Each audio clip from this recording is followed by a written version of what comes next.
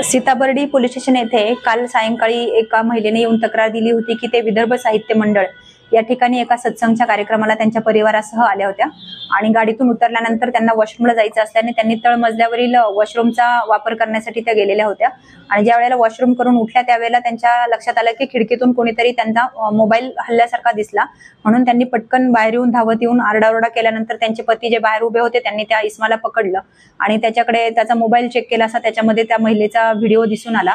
त्यानंतर त्यांनी तत्काळ सीताबर्डी पोलीस स्टेशनला संपर्क साधून त्या इस्माला ताब्यात देऊन त्याच्या विरुद्ध माहिती दिली। त्यानुसार आपण सदर महिलेचा विनयभंग केल्याचा आणि चित्रीकरण केल्याचा गुन्हा तात्काळ नोंद करण्यात आलेला आहे।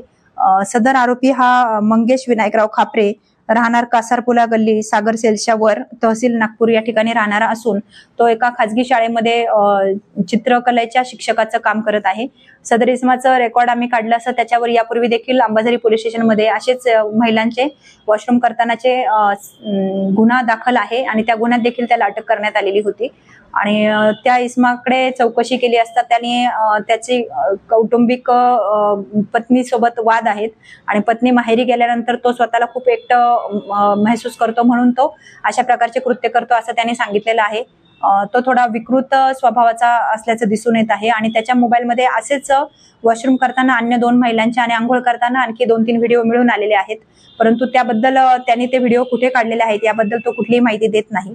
जर आपल्या माध्यमातून मी आवाहन करू इच्छिते की अशा स्वरूपाच्या कोणत्याही महिलेसोबत घटना घडलेली आहे परंतु त्यांनी पोलीस स्टेशनला तक्रार दिलेली नसेल तर त्यांनी सीताबर्डी पोलीस स्टेशन येथे येऊन माहिती द्यावी जेणेकरून आरोपी सध्या ताब्यात आहे त्याच्याविरुद्ध आणखी गुन्हे दाखल करून योग्य ती कायदेशीर कारवाई करण्यास मदत होईल। तसेच सर्व महिलांना मी आवाहन करू इच्छिते की आपण जेव्हा सार्वजनिक ठिकाणी जाता त्यावेळेला वॉशरूमचा किंवा बाथरूमचा वापर करत असता त्यावेळेला अवतीभोवतीची सुरक्षितता बघावी, तिथे कॅमेरे आहेत का किंवा मोबाईलचा वापर होत आहे का किंवा खिडकीतून कोणी डोकून पाहत आहे का जेणेकरून तुमची प्रायव्हसी डिस्टर्ब होणार नाही आणि ती सुरक्षित राहील यासाठी मी आपणास आवाहन करते। सदर गुन्ह्याच्या दाखल करताना आणि पुढील कारवाई करताना आम्हाला माननीय पोलीस आयुक्त सिंगल सर, एलांडो Tamboli sir, north region Shewale sir, DCP Madane sir, ACP Nandanwar sir या सर्वांचे मार्गदर्शन लाभलेले आहे आणि पुढील कारवाई आम्ही करत आहोत। दिनांक 30 जानेवारी रोजी शांतीनगर पोलीस स्टेशनचे तपास पथकाचे API चोपडे आणि आमचे पोलीस हवालदार सय्यद यांना विश्वसनीय बातमीदाराकडून माहिती मिळाली की काही लोक ऑनलाईन फ्रॉड करत आहेत आणि ते एका ठिकाणी सर्वजण थांबलेले आहेत। अशी माहिती मिळाल्यानंतर आमचे तपास पथकाची टीम फातमानगर येथे त्या ठिकाणी गेल्यावर त्यांना एका रूममध्ये 5 इसम मिळून आले।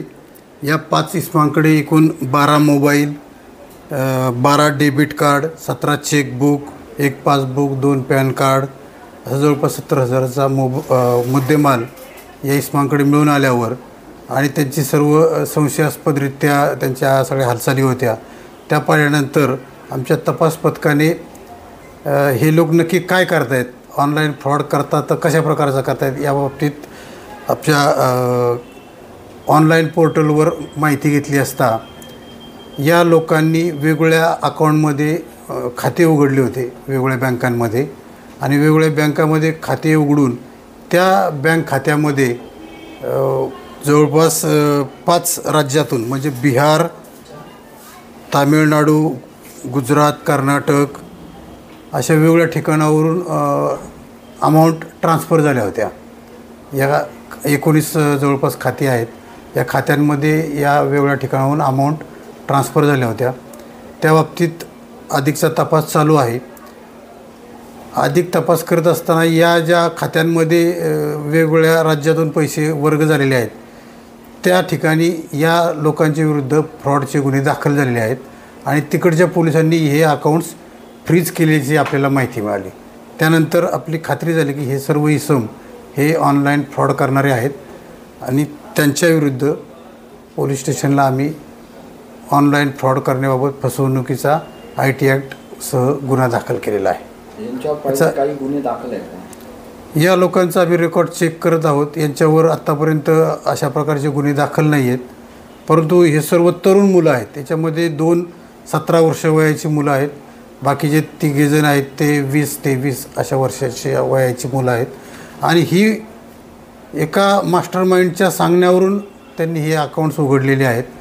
तपासादरम्यान अशी माहिती मिळाली की यांच्या बँक खात्यांचा वापर केला जात होता आणि जो इसम आता फरार झालेला आहे तो इसम ऑनलाईन फ्रॉड करून यांच्या अकाउंटमध्ये ते पैसे वर्ग करत होता आणि त्यांच्याकडून हे पैसे तो तात्काळ काढून घेत होता. जवळपास 1 महिन्यापूर्वी हे सगळे अकाउंट उघडण्यात आलेले आहेत आणि 1 महिन्यात या अकाउंटमध्ये 35 लाख रुपये वर्ग झालेले आहेत. ही सर्व फ्रॉडची रक्कम आहे आणि ही रक्कम तात्काळ या लोकांनी काढून त्या इसमाला देऊन टाकलेली आहे.